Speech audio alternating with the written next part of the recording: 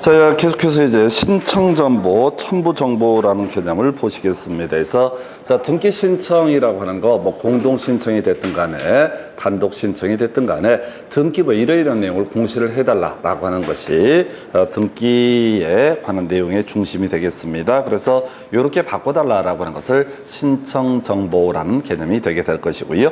그 다음에 그 근거 자료라고 하는 것을 첨부정보라는 용어를 씁니다. 그래서 신청 정보는요, 신청서와 같은 개념이고요. 첨부 정보는 신청 정보의 내용이 사실이다라고 하는 것을 입증하는 근거 서류가 첨부 정보가 되게 됩니다. 그래서 제일 먼저 신청 정보에서 일단은 등기부의 구조를 봐야 되죠. 그래서 표제부라고 하는 것이 하나가 있었고요. 표제부라고 해서 부동산의 표시에 관한 내용을 다루고 있는 영역이 표제부. 그 다음에 이제 우리가 권리에 관한 등기라고 해서 갑구가 있었고 을구가 있었는데 소유권에 관한 내용을 주로 공시하는 것을 바로 갑구, 소유권 외에 관한 권리를 공시하는 것을 을구라고 이렇게 얘기를 하게 됩니다. 그래서 등기라는 것은 등기 명의인, 등기 권리자라고 하는 것하고요. 그 다음에 또 하나가 법률 행위라고 하는 거. 자, 요런 것이 표시가 되게 됩니다. 그래서 우리가 등기 관련해서 유효요건 등을 따짐에 있어서 요거 잠시 이제 민법에서 다루는 영역 한번 체크를 하고 얘기를 해볼게요. 자, 우리 민법 파트에 가서 보시게 되면은 물권법 파트 제일 후반부인데요. 여러분 자료 몇 페이지를 가서 봐야 되냐면 등기 유효요건이라고 해서 자, 바로 물권법 총론 얘기가 되겠고요. 교재 몇 페이지냐면 86페이지 가서 한번 비교해 가면서 말씀을 드리겠습니다.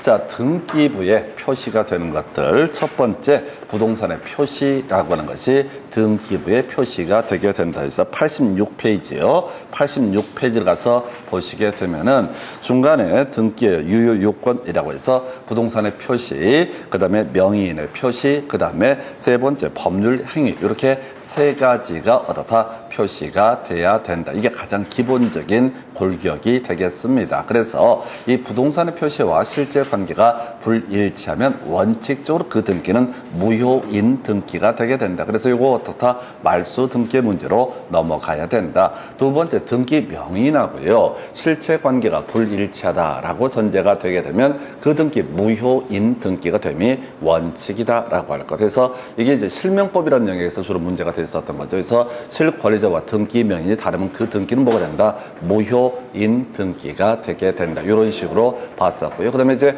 법률 행위라고 하는 것하고 실체 관계가 불일치하다. 등기부의 내용과 그 다음에 이제 실체 관계가 불일치한다라고 하면 역시 어떻다? 이것도 무효인 등기로 해석을 하게 된다. 이렇게 뼈대를 잡게 되는 거죠. 그래서 이 부동산의 표시하고요 실체 관계가 불일치하면 원칙적으로 무효인데 다소 불일치라고 해서 동일성을 추정할 수 있으면 그 등기는 유효한 등기로 본다. 중요치 않고요. 두 번째, 바로 등기 명의인하고 등기부 실체 관계가 불일치하면 무효. 그래서 뭐 거기 나와 있는 것 중에 그런 거 나와 있잖아요. 갑소유 토지를 을이 매수한 후 병명의로 한 소유권 이전 등기. 요게 이제 3자간 등기 명의신탁 이런 얘기를 하게 되는 건데 이러한 등기는 뭐가 된다? 무효가 되게 된다. 그래서 우리 민법 공부하실 때 그런 거 있었잖아. 알붐의 모경수라고 해서 알았거나 부탁 이런 말 나오게 되면 매도인이 알았거나 부탁이란 말이 나오면 어떻다? 매도인이 소유자가 되게 될 것이고 몰랐거나 경매 이런 말 나오면 어떻다? 수탁자가 소유자가 되게 된다. 요 얘기와 같이 연계가 됐었고요. 그 다음에 이제 허가구역 안에서의 중간승약 등기 요거는 이제 부동산 실명법 위반이기 때문에 특별히 무효인 등기로 보게 된다. 이에 대응해서 허가구역 외의 중간승약 등기 요건 특별 단속 규정으로 봐서 유효인 등기로 해석을 했었고요. 모두 생략 등기라는 개념도 있게 되어 있어. 모두 생략 등기 요거 뒤에서 따로 공부할 텐데 지금 이제 소유권 보존 등기를 할 수 없는 사람이 특정 승계인이 소유권 보존 등기 자기 이름으로 했다. 그러면 이런 등기는 뭐 어떻다? 원칙적으로 법 위반이긴 하지만 단속 규정으로 봐서 어떻다? 유효인 등기로 본다. 대충 흘려보는 거야. 그 다음에 이제 거기 보니까 법률행위 전세권 설정 계약 후에 법률행위는 전세권 설정 계약인데 등기는 임차권 등기를 했다. 그럼 그런 등기는 무효인 등기가 되게 된다. 그리고 우리가 통정의 표시에서 공부했던 거죠.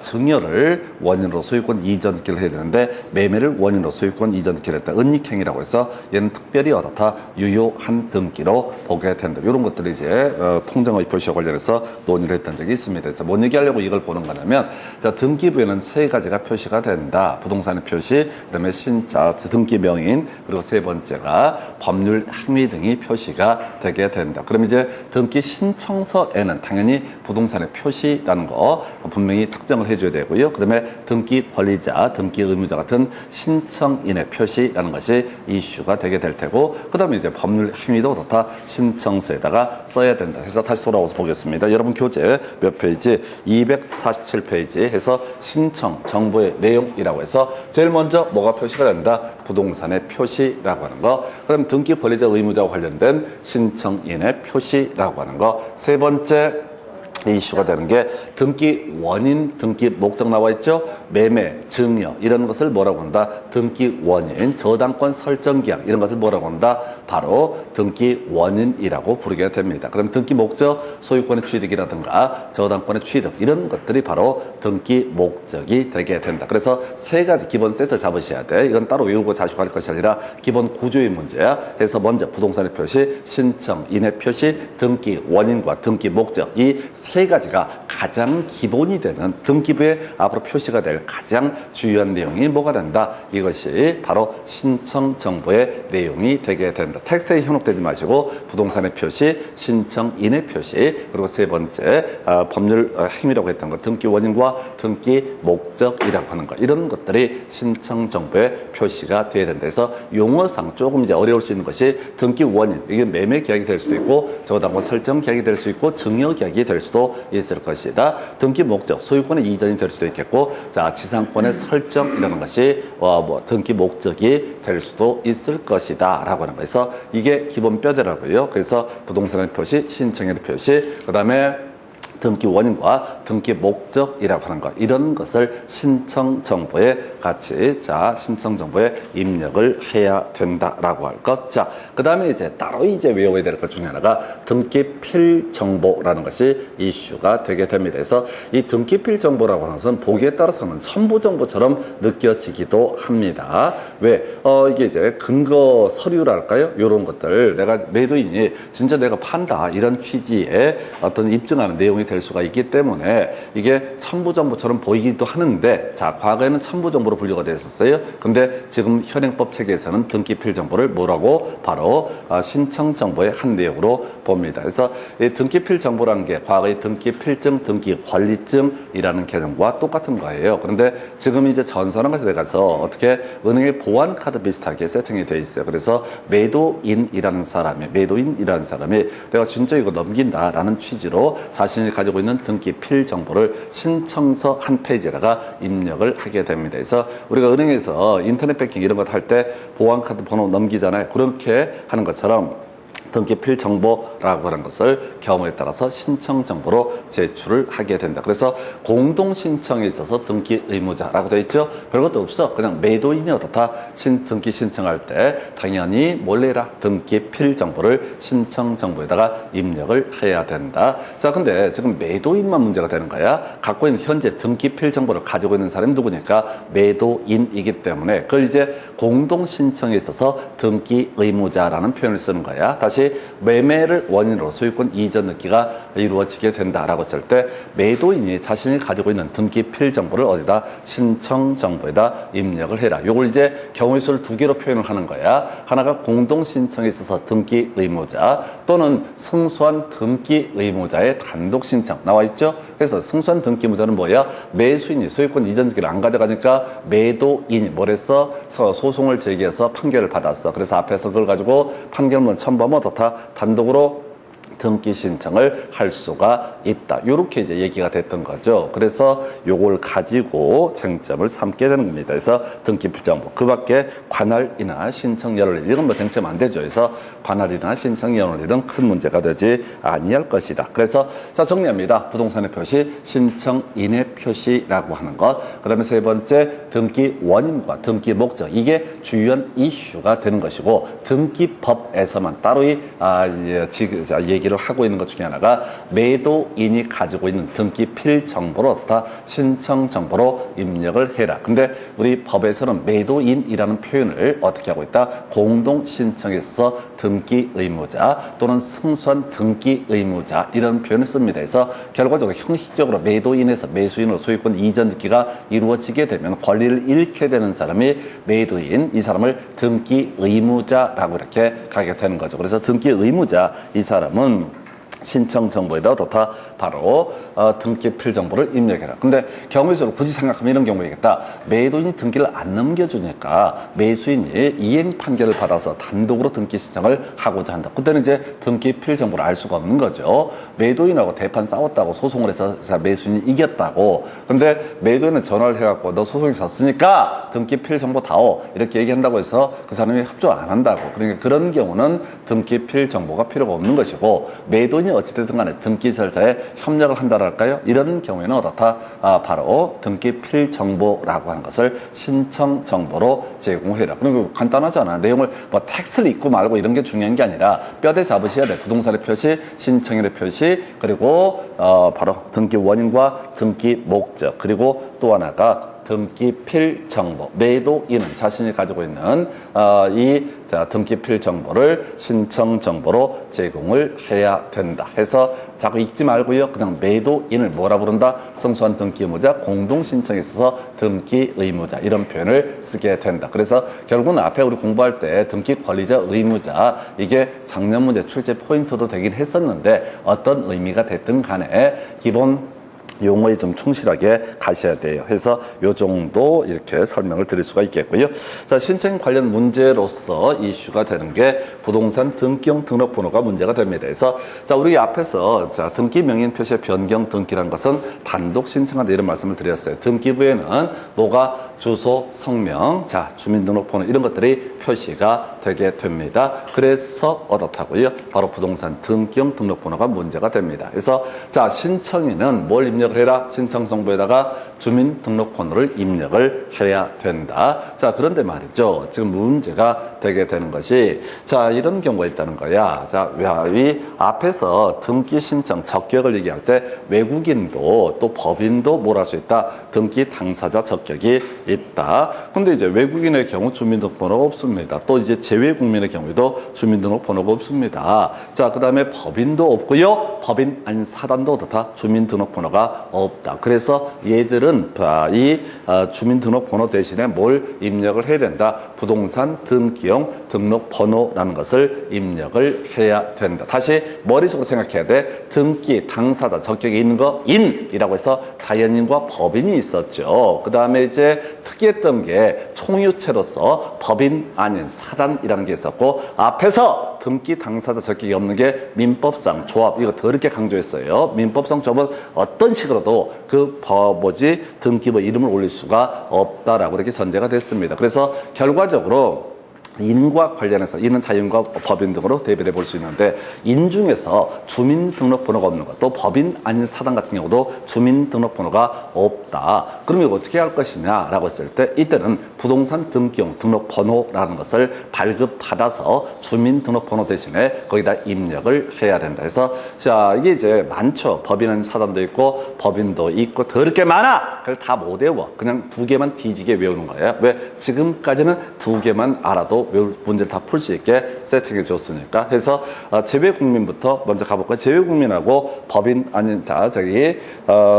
외국인 이 두 개로 구분할 때 제가 보통 이제 예를 드는 게 제1교포라고 하는 분들 이게 재외국민에 해당이 됩니다. 그래서 그 6.25라고 하는 이런 전쟁 이런 과정에서 한국 국적을 가지고 일본에서 사시던 분들 이분들을 가리켜서 뭐라 부른다? 제1교포라고 부르죠. 물론 이제 구체적으로 이제 분류하면 그런 것도 있죠. 제1교포 거류민단이라는 이름을 썼던 사람들이 대한민국 국적을 갖고 있는 사람이고 조총련이라고 해서 조선민주주의 인민공화국인가 거기 이제 북한 국적을 갖고 있는 사람들은 조총련으로 이제 분류가 되게 되는데 어찌됐든 조총련은 논외고 자 일단은 이분들 주민등록번호가 없는 제외 국민의 경우 자 대법원 소지지 관할 등기소의 등기관이 어떻다 부동산 등기용 등록번호를 교부를 하게 된다. 그래서 자 부산에 있는 땅을 제일교포가 사고 싶다라고 하게 되면 먼저 어디를 와야 돼? 서울을 먼저 와야 된다. 왜? 대법원 소재지가 현재는 어디 있으니까 서울에 있으니까. 그래서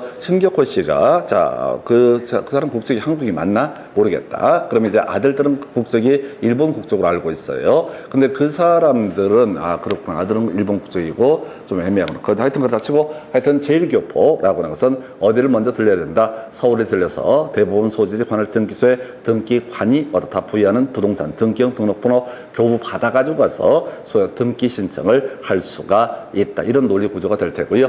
그 다음에 외국인 중국 교포라고 생각하시면 됩니다. 중국 교포 같은 경우는 국적이 중국입니다. 그래서 6.25 때 전쟁 나면서 중국하고 우리가 국교가 세팅이 안 된 상태다 보니까 독립군의 후손들 또는 이제 만주에서 개장선 사람들의 후손들이 중국 국적을 가지게 됩니다. 그래서 그 사람들은 교포가 아니야. 우리가 보통 중국 교포라는 용어를 쓰기도 하는데 외국인입니다. 외국인이야. 그래서 중국 국적을 가지고 있는 분이 한국 와서 돈 벌어서 부동산을 좀 사고 싶다라고 하면 어디를 가야 돼? 출입구 관리소 장을 만나가지고 부동산 등기용 등록번호를 교부를 받아야지 뭘 할 수 있다? 바로 등기 신청을 할 수 있다 해서 신청인과 관련해서 주민등록번호라는 것 대신에 부동산 등기용 등록번호라는 것이 하나 이슈가 될 테고요. 공동소유 관련해서 지금 가끔 구성되죠. 그래서 나중에 공동소유 따로 공부하게 될 텐데 공유에 있어서는 등기부에 어떻다? 지분이 표시가 되게 된다. 합유에 있어서는 어떻다? 지분이라고 하는 것이 표시가 안 되죠. 그래서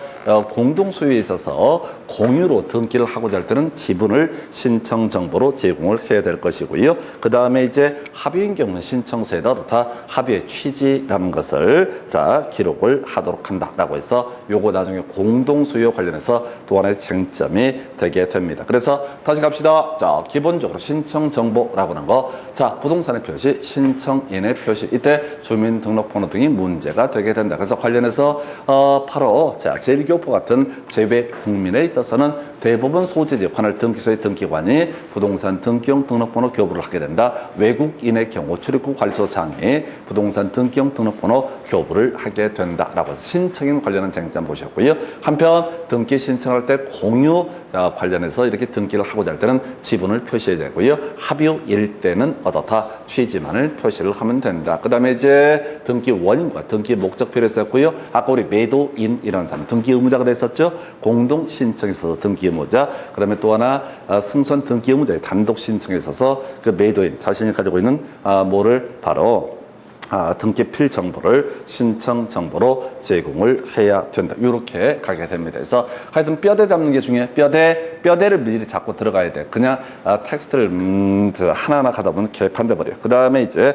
첨부 정보라고 하는 거. 별거 아니에요. 신청, 부동산의 표시라는 것이 사실이다. 그 다음에 신청인의 표시라는 것이 사실이다. 또는 법률 행위가 있으면 어떻다? 사실이다. 라고 하는 것을 입증해 보이는 것. 이걸 이름하여 뭐라고 한다? 첨부 정보라고 얘기한다. 예를 들어서 부동산의 표시, 토지 대장, 건축물 대장, 임야 대장 이런 것들이 어떻다? 바로 부동산 표시와 관련된 첨부 정보가 되게 된다. 그래서 우리 공간정보법 가서 공부하면 그런 거 있었잖아.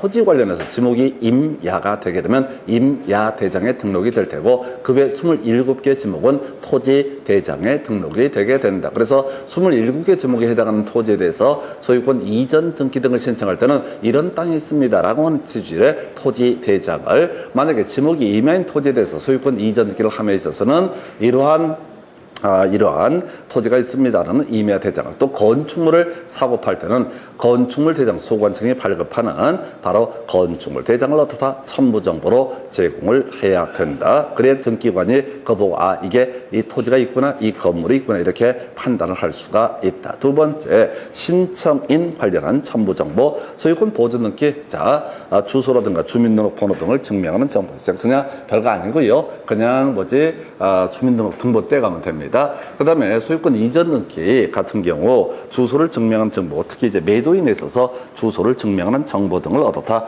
첨부 정보로 제공을 해야 된다. 그래서 등기 의무자의 주소 증명 정보도 당연히 어떻다 제공을 해야 된다 해서 특별히 이슈 안 돼요. 이런 것들 나와봤자 답도 아니야. 자, 그리고 이제 등기 원인 증서라는 것이 나와 있죠. 아까 우리가 두 가지야. 보통의 경우 계약서를 첨부 정보로 제공을 하게 될 것이다. 매매를 원인으로 하는 소유권 이전 등기가 있다. 그러면 매매 계약서를 어떻다 첨부 정보로 제공하면 될 것이다. 근데 아까 매매 계약서 갖고 안 되고요. 일방 당사자가 등기 절차에 협력하지 않아서 이행 판결 등을 받았다. 그럼 이 사람은 어떻다 판결문을 첨부 정보로 제공을 해서 어떻다 등기 신청을 하면 될 것이다. 그래서 일반적으로 등기 원인 증서라고 하는 개념은 계약서가 일반적인 모습이 될 테고 아까 이행 판결 등을 받아서 자 지금 또 공유물 분할 판결, 형성 판결에 따라서 등기 신청할 때는 판결문이라는 것을 어떻다 첨부 정보로 제공을 하면 될 것이다 라고 이렇게 보게 됩니다. 그래서 첨부 정보 관련해서 이렇게 보셨고요. 자, 그런데 소유권 보존 등기에 있어서는 어떻다? 소유권 보존 등기에 있어서는 등기 원인 증서 등은 어떻다? 제공하지 않는다. 계약을 안 했잖아. 소유권 보존 등기는 땅을 신규 등록을 했다. 또는 이제 건물에 대해서 지금 이제 건물을 새로 지어서 소유권 보존 등기를 신청을 하고자 한다. 그랬을 때 뭐 증서라는 게 개념 자체가 있을 수가 없으니까 등기 원인 증서 등은 어떻다 제출하지 않는다라고 할 거. 뭐 특별히 어려울 것도 없습니다. 그 다음에 이제 검인이라는 개념 하나 체크해드려야 되는데 가십시다. 다시 계약서가 됐든 판결문이 됐든 간에 자 이것을 어떻다 등기 원인 증서 첨부 정보로 제공을 해야 된다. 그런데 이제 세금 문제가 나오게 되죠. 우리가 건물에 관한 소유권 보존 등기가 됐든 이전 등기가 됐든 토지에 관한 보존 등기가 됐든 이전 등기가 됐든 세금 내야 되거든요. 우리 취득세 생각나실까요? 취득세 세금 내야 되잖아요. 공유수면을 매립했다. 그럼 어떻다? 자 원시 취득으로 봐서 취득세 내야 될 것이고요. 그 다음에 또 뭐가 있었지? 건물을 신축했다 할지라도 당연히 어떻다? 취득세 내야 된다라고 하는 거. 또는 이제 매매를 원인으로 해서 증여를 원인으로 해서 자 지금 토지나 건물의 소유권 이전 등이 이루어지게 된다. 그럼 뭐 당연히 어떻다? 세금 내야 돼요. 그런데 이것들이 쥐들끼리 몰래 슬그머니 가서 세금 안 내고 슬그머니 뭐 해버릴 수 있어? 소유권 이전 등기를 해버릴 수가 있어. 그러면 이제 국가는 자체가 더 이렇게 짜증나지. 그래서 소위 검인이라는 것을 받아와야 됩니다. 계약서가 됐든 판결문이 됐든 간에 시군구에 가서 저기요 소유권 이전 등기 하려고 하는데요. 도장 하나 찍어주세요 라고 얘기한다고 그럼 가서 담당 공무원이 아이고 참 좋은 일이 생기셨네 해서 도장 찍어주고 끝내는 게 아니라 데이터를 수집을 하는 거야. 그래서 세금 안 내게 되면 쫓아가서 세금 받아내려고 이게 바로 검인 계약서라는 개념이 되게 되는데 이거는 이제 거의 안 나옵니다. 대신 개념은 알고 있어야 돼. 이 검인 안 받아도 되는 경우 증 있으면 다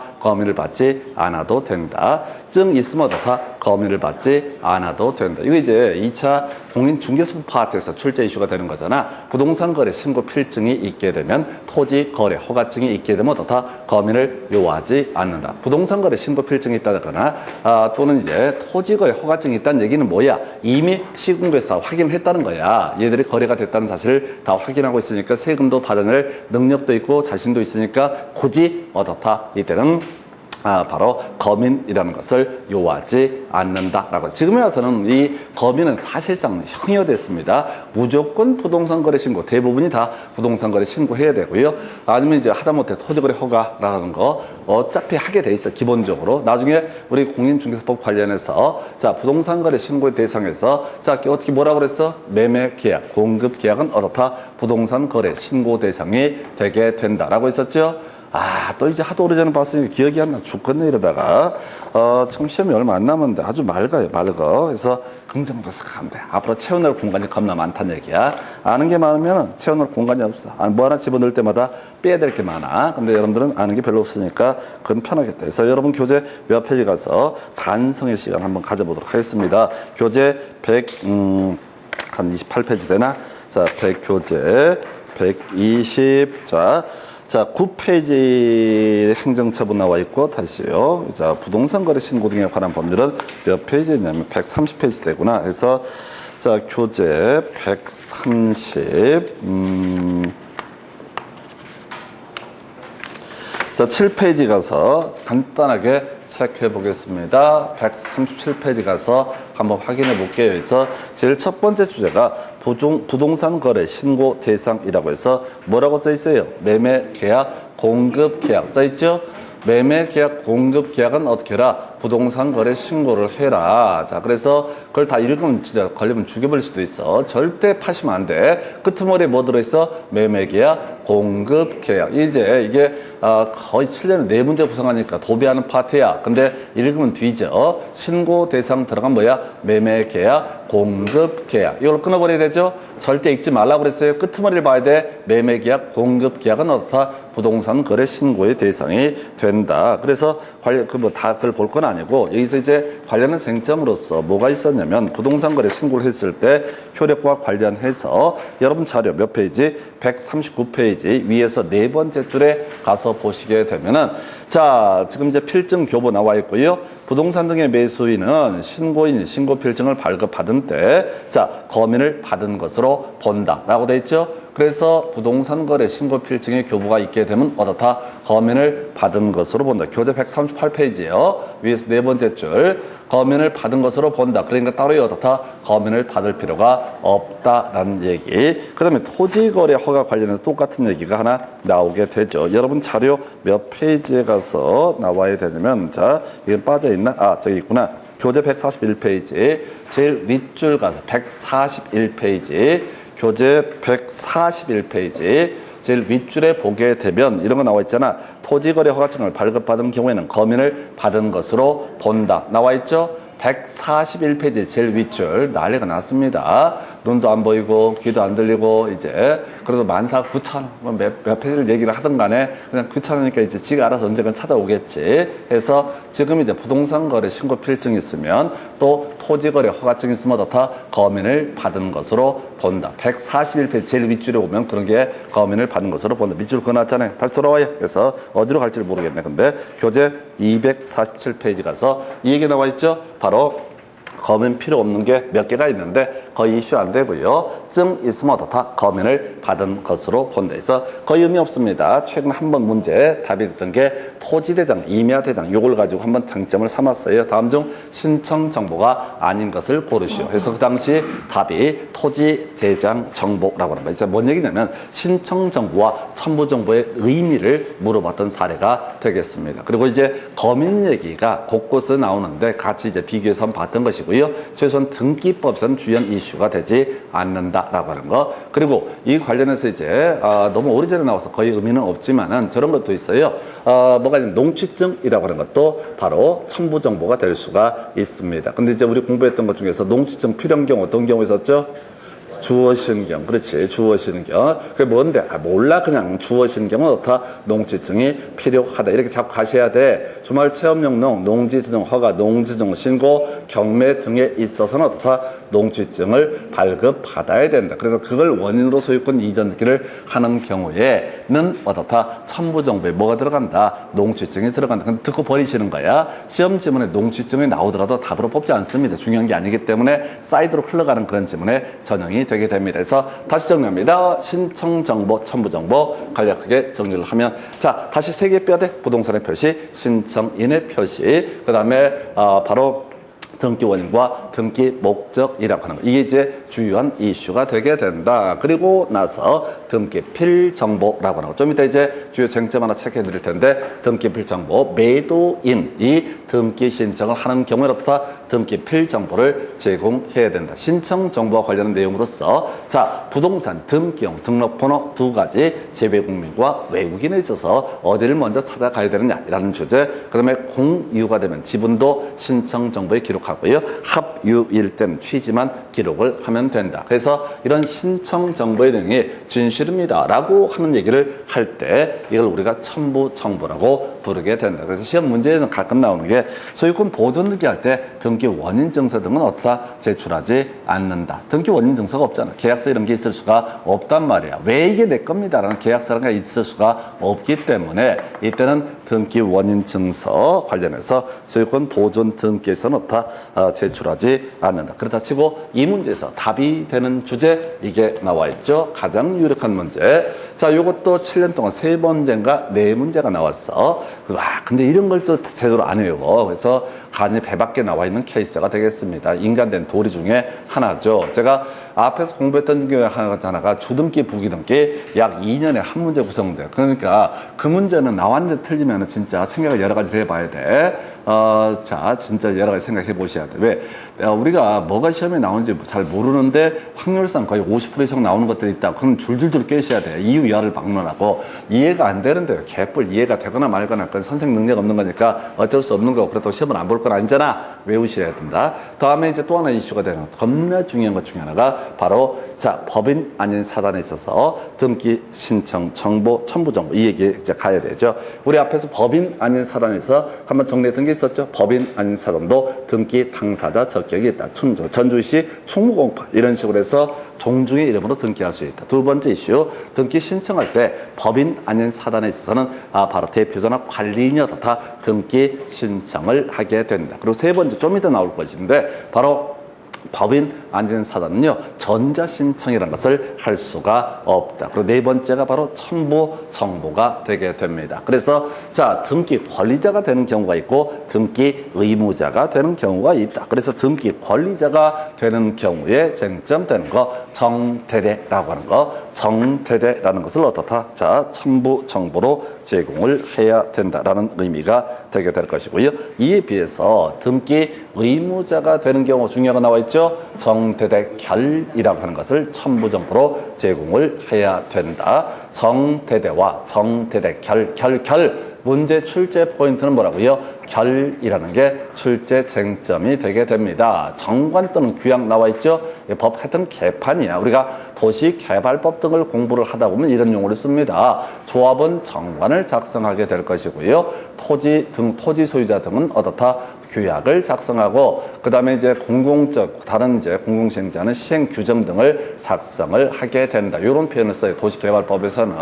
자, 정비법도 조합에 있어서는 뭐가 되고 정관이 되고 토지 등 소유자가 시행자가 되는 재개발에 있어서 20이면 이런 경우에는 규약이라는 표현을 쓰는데 이 등기법에서는 미친놈의 새끼들이 그냥 조합도 아닌데 정관 또는 규약이라는 표현을 혼용해 쓰고 있습니다. 이건 조합도 아닌데 그래요. 그래서 이게 공부를 하다 보면 되게 힘든 이유 중에 하나가 용어가 정리가 안 돼 있어. 이 법에 쓰이는 용어하고 저 법에 쓰이는 용어가 없어. 하여튼 정관 규약 요거 제출해야 된다. 자, 그게 등기 권리자든 의무자든. 두 번째 이슈 바로 대라고 해서 대표자의 주소, 주민등록번호를 증명하는 정보라고 돼 있죠. 그래서 우리가 원래 등기 신청할 때 뭐 한다고 해서 신청 정보로서 주소, 증명 정보 등을 어떻다 제출해야 된다. 근데 우리 앞에 공부하실 때 법인 아닌 사단에서 등기 신청 누가 한다? 대표자나 관리인이 등기 신청한다. 그러니까 대표자나 관리인의 주소, 증명 등을 하는 정보. 이것도 첨부 정보로 제공해라. 세 번째, 이 사람이 대표자나 관리인이다라는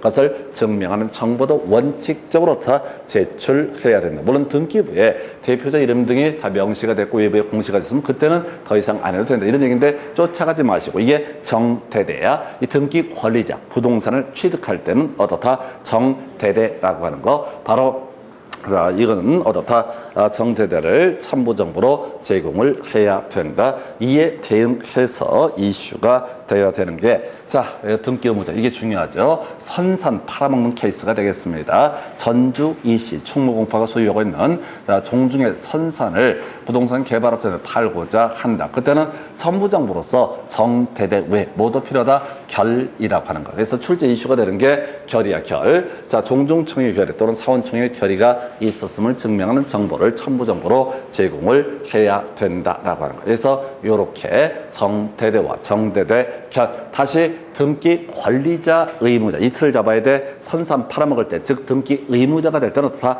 사원청의 결의 또는 종중청의 결의가 있었음을 증명하는 정보 등을 어떻다? 첨부 정보로 제공을 해야 된다라고 이렇게 정리를 하게 됩니다. 그래서 요게 전부야.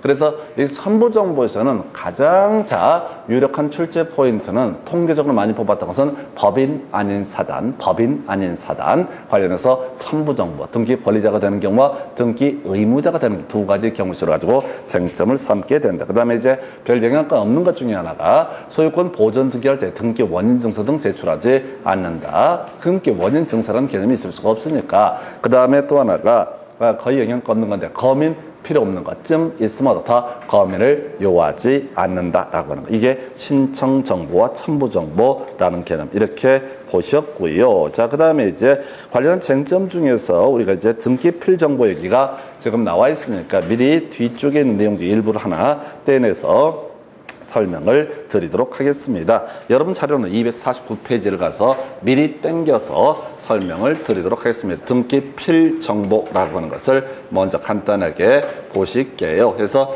이 등기 필 정보 얘기가 좀 이슈가 될 수가 있거든요. 자, 등기 필 정보. 자, 지금요 이렇게 되어 있습니다. 법에서 등기 필 정보라고 하는 거 원칙이라고 해서 등기관이 새로운 권리에 관한 등기를 마쳤을 때 등기 필 정보를 작성해서 등기 권리자에게 통지해야 된다라고 해서 자, 매매가 이루어지면 매수인한테 뭘 제공을 해야 된다? 등기 필 정보라는 것을 어디다 제공해야 된다라고 이렇게 되어 있습니다. 예, 근데 말이죠. 문제가 됐던 거. 자, 등기 필 정보를 제공하지 않아도 되는 경우가 몇 가지가 있죠? 예. 여러분들이 이제 이거를 외우게 되면 내 손에 장을 지지게 됩니다. 그래서 절대 불가능한 일이야. 그래서 이해는 할 수 있을 거야. 그러나 시험 문제를 풀어갈 때 이걸 절대 외워서 풀 수가 없어요. 그래서 시험에는 원칙이 나온다, 예외가 나온다, 예외가 나온다. 그래서 점점점은 어떻다? 등기 필 정보를 통지하지 않아도 된다라고 하는 거. 이걸로 날려버려야 돼. 무조건 등기 필 정보, 등기 권리자한테 넘겨주는 게 원칙이라고. 등기 실행됐을 때 매수인한테 등기 필 정보를 새롭게 줘야 된다고. 그래야 이놈 자식이 나중에 팔아먹을 때 어떻게 한다? 첨부 정보로서 등기 의무자가 돼서 그때 등기 필 정보를 제공을 해야 될 것인데 문제는 시험용으로는 뭐라고요? 뭐 이런 경우 어떤 경우인지 중요치 않아. 외울 수 없으니까 어떻다? 등기 필 정보를 통지하지 않아도 된다라고 하는 거. 그래서 거기 여러분 자료 보니까 관련 문제 아까 설명했던 것 미리 한 번 더 해놨습니다. 1번 보니까 등기 권리자와 등기 의무자가 공동으로 등기를 신청하는 경우 또는 승선 등기 의무자가 등기를 신청하는 경우, 단독 신청하는 경우에 등기 필 정보를 첨부 정보로 제공을 해야 된다. 방금 봤던 얘기죠? 신청 정보할 때 했던 얘기가 바로 이 얘기가 있었다고 해서 약간 오타가 있거나 첨부 정보가 아니라 신청 정보입니다. 그거 수정을 해주세요. 그래서 지금 여러분 자료 몇 페이지? 249페이지 등기 필 정보 관련해서 제출 오타가 있다고. 자, 다시 1번 보니까 뭐라고 돼 있어요? 자, 예외에서 점점점의 경우에는 등기 필 정보를 통지하지 않아도 된다. 이게 이슈가 될 테고 두 번째 문자, 관련 문제 제출 등에서 등기 권리자 의무자가 등기를 공동 신청하는 경우 또는 승소한 등기 의무자가 등기를 단독 신청하는 경우 등기 필 정보를 첨부 정보로 제공해야 된다 해서 이거 틀렸다고요. 자, 시험이 뭐 내거나 할 정도 이건 신청 정보의 한 내용이었었죠. 아까 이게 지금 제가 교재 작업에 착각을 했던 건데 신청 정보라고 첨부 정보가 아니라 교재 몇 페이지? 249페이지 등기 실행 등 가운 중에서 등기 필 정보의 통지 그 밑에 관련 문제 있잖아요. 관련 문제 1번 제출해서 그 문장에 잘못된 표현이 있다고 신청 정보인데 첨부 정보를 제공을 해야 된다 해서 자, 고치거나 말거나 별 의미 없고 하여튼 간에 못 찾으면 막 많은 거지. 하여튼 먹고 살기 더럽게 힘듭니다. 그래서 하여튼 뭐 그런 게 하나 있겠고 두 번째 없는 경우 이게 작년 시험에 나왔었거든요. 등기 필 정보를 지금 매도인이 제공을 해야 한다고 썼죠. 등기 필 정보를 매도인이 등기 신청할 때 제공을 함이 원칙이라고 했었잖아요. 근데 없어. 불나가지고 등기 필 정보를 홀라당 태워먹었어. 그럼 어떻게 할 거냐가 문제가 된다고. 없는 경우라고 해서 등기 의무자의 등기 필 정보가 없을 때는 등기 의무자 등은 등기소에 출석해서 등기관으로부터 등기 의무자 등임을 확인받아야 된다라고 돼 있죠. 그래서 뭐냐면은 몸뚱아리가 가야 된다고. 직접 가야 된다고.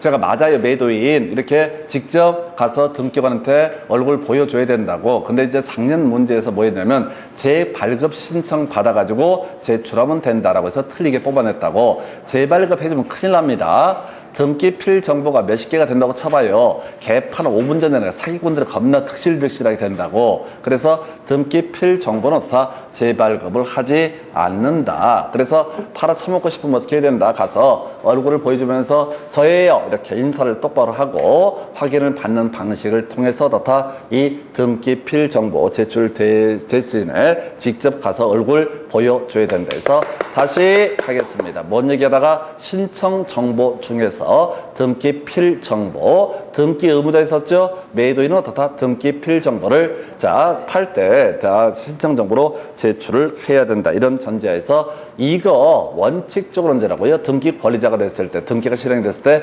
등기필 정보를 통지받았다라고 했었고요. 그런데 우리 시험용으로는 중요한 게 뭐라고요? 점점점에 해당되게 되면 어떻다? 통지하지 않아도 된다. 앞을 읽으면 안 돼. 겁나 길게 나온다고. 이게 아무거나 하나 사이를 쭉 끌고 들어와서 써놓는다고. 그럼 앞을 읽는 순간 스스로 알아. 내가 겁나 무식하다는 사실을 알면서 시험 보면서 좌절해버려요. 그러면 안 된다고. 끄트머리를 봐야 된다고. 통지하지 않아도 된다. 무조건 이거야. 무조건 통지하지 않아도 된다야. 무조건 다 어떻다? 통지하지 않아도 된다. 왜? 출제위원들은 원칙을 내는 게 아니라 예외 파트를 가지고 이러이러한 경우는 어떻다? 통지하지 않아도 된다. 이렇게 예외 항목을 갖고 문제 구성을 하기 때문에 제일 중요한 거 다른 건 다 배경 설명이고 여기서 제일 어렵고 중요한 주제가 뭐라고요? 통지하지 않아도 된다라는 개념을 이해를 하셔야 된다. 그 다음에 이제 같이 묶어서 하나 논의할 쟁점이 등기 완료 통지라고 하는 거 나와 있죠? 읽지 마요. 등기 완료 통지는 뭐냐면 이런 경우야. 볼까요? 국가지자체가 어떤 등기 관리자가 되는 경우에는 국유지 공유자에 대해서는 따로 이 등기필 정보를 제공하지 않는다. 그럼 이제 국가나 지자체 등한테는 뭘 알려줘야 돼? 이게 등기가 실행됐습니다라는 뜻을 어떻다? 알려줘야 돼. 그게 뭐가 된다? 등기 완료 통지. 그래서 등기필 정보하고 등기 완료 통지는 한 페이지예요. 그래서 한 페이지, 양식 한 페이지라서 등기필 정보를 이렇게 번호 써놓은 것을 주는 경우가 있고 그 또 밑에 쪽에 등기필 정보를 교부하지 않는 경우에는 등기가 끝났습니다라고 하는 이렇게 고지, 이게 등기 완료 통지. 왜 이걸 보냐면은 우리 지난 시간에 공부하셨던 거 공간정보법에서 몇 페이지 가서 봐야 돼. 하도 오래전에 공부해서 거의 기억이 안 나실 텐데 여러분 교재 몇 페이지? 238페이지 가서 하나 볼 게 있죠. 해서 238페이지 지적 정리의 통지 등에 관한 쟁점이 있습니다. 자, 우리가 공간정보법에서 주요 이슈들 다시 한번 해볼까요? 소유자를 정리하고자 할 때 소유자 정리 결의서, 토지 표시에 관한 항목을 정리할 때 토지 이동 정리 결의서 이런 것들을 작성을 해야 된다. 그래서 소유자에 관한 사항을 정리할 때 이미 등기된 토지였을 때는 등기 관련 서류를 근거로 해서 소유자에 관한 사항을 정리하면 될 것이다. 그런데 출제 포인트 신규 등록에 있어서는 어떻다? 조사해서 등록한다. 이게 어렵다고. 등기부가 없으니까 신규 등록의 경우 어떻다? 얼굴 보고 이름 물어보고 해서 거기다가 지적 공부에다가 소유자 이름을 표시를 하게 될 것이다. 이런 게 하나가 있었고, 한편 토지 표시에 관한 변경 등이 있게 되면 표제부 바꿔달라고 어떻다? 등기소에 변경 등기 등을 촉탁을 하게 된다. 그런데 변경 등기 촉탁할 수 없는 게 뭐가 있었어? 바로 저거 있었지. 신규 등록은 어떻다? 등기 촉탁을 하지 않는다. 그리고 나서 이제 지금 지적정리 통지라고 해서 변경 등기가 필요 불필요한 경우에는 지적공부에 등록된 날로부터 얼마? 7일 이내에 지적정리사항 등을 토지 소유자에게 통지해 줘야 된다. 이에 비해서 변경 등기가 필요한 경우 등기 완료 통지서 접수한 날로부터 15일 이내 어떻다? 바로 지적정리 등을 통지를 해야 된다라고 해서 뭔 소리야? 일정한 사유가 있어서 아까 지적소관청이 토지 표시에 관한 항목에 변화 등이 있게 되면은 경우에 따라 뭘 할 수 있다? 변경 등기를 촉탁을 할 수가 있다. 그러면 관공서, 등기소에서는 이 관공서한테 뭘 보내게 된다? 등기 완료 통지서를 보내게 된다. 그러면 등기 완료 통지서를 접수한 지적소관청은 다시 그 접수한 날부터 얼마? 15일 이내 뭘 해야 된다? 바로 토지 소유자에게 지적 정리사항을 통지를 해야 된다. 이 얘기라고 지금 뭔 얘기하려고 이 얘기하냐면 등기 완료 통지서 접수한 날이란 얘기가 이런 얘기라고 중간에 변경 등기 등이 있게 된다. 변경 등기에 촉탁이 있으면 등기소는 변경 등기를 실행을 할 테고 실행을 한 다음에 못해 한다고 관공서에다 연락을 해준다고 그게 바로 뭐가 된다? 등기 완료 통지서. 그래서 이런 경우에는 등기 완료 통지서를 접수한 날로부터 얼마? 15일 이내 지적 정리 등을 통지를 해야 된다. 이렇게 보셨습니다. 그래서 지금 얘기한 거 다시 한번 정리 간단하게 해볼까요? 여러분 자료 기준으로 자 247페이지 가서 간략하게 개념 체크해 드리겠습니다. 이렇게 돼 있었죠. 자 보게 되면은 지금 신청 정보 다시 갑시다. 부동산의 표시, 신청인의 표시, 등기 원인과 등기 목적, 그 외 등기 필 정보라는 개념 등 이런 것이 신청 정보가 되게 된다라고 했었죠. 그래서 파생됐던 개념으로서 바로 신청인의 표시 관련해서 부동산 등기용 등록 번호라는 개념이 하나의 이슈, 또 공유와 합의 얘기도 말씀을 드렸었고요. 그 다음에 등기필 정보, 매도인은 어떻다? 등기필 정보를 제출을 해야 된다. 이 얘기. 이 매도인이 이 등기필 정보를 언제 받아서 매수인의 소유권 이전기를 넘겨받았을 때 받았던 등기필 정보라고 하는 거. 이때 매도인의 지위에서 제출을 해야 된다. 신청 정보로 제출을 해야 된다. 이 얘기 관련해서 아까 등기필 정보 잊어버렸으면 등기소에 가서 확인을 받아야 되고요. 매도인이. 그리고 또 하나가 지금 이런 등기필 정보 원칙적으로 권리자한테 바로 교부를 하게 될 것인데 다만 시험용으로 점점점의 경우 어떻다? 이때는 등기필 정보라고 하는 거 제출하지 않아도 된다. 그 얘기까지 같이 묶어서 설명을 드렸습니다. 이 정도가 신청정보, 첨부정보고요. 잠시 끊었다가 이제 등기 신청과 실행 등에 관한 내용 간단하게 체크하겠습니다.